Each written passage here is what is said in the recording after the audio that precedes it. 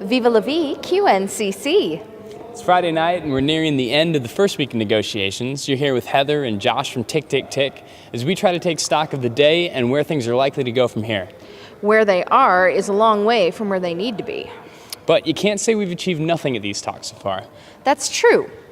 2 tracks are expected to close tomorrow. The SBSTA, which provides the UN with advice on science and technology, and SBI, which assesses whether the programs rolled out of these negotiations thus far are working or could be improved.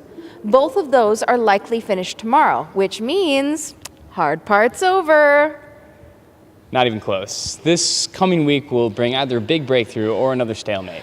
And this time, there are hard deadlines to contend with. There's no easy luxury of pushing disagreement onto the next meeting.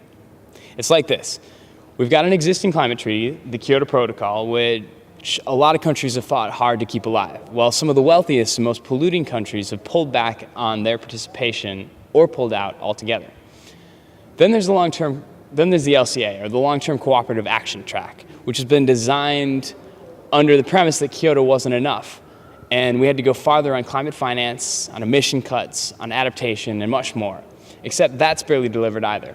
With difficult negotiations on Kyoto nearing a close and the LCA not delivering what it promised, countries gave birth to the Durban Platform for Enhanced Action last year.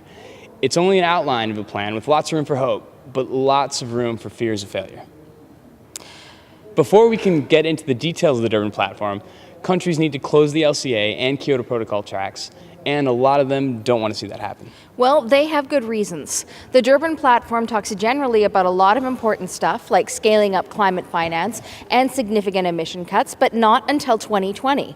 LCA and Kyoto are all we have between now and then, so until the most climate change-affected countries are confident they'll get increases in ambition and finance and all the other details captured in the LCA, they won't close it.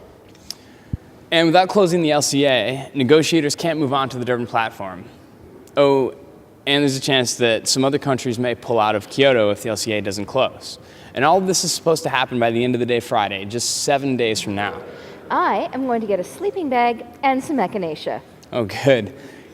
There's a SARS outbreak. I heard that.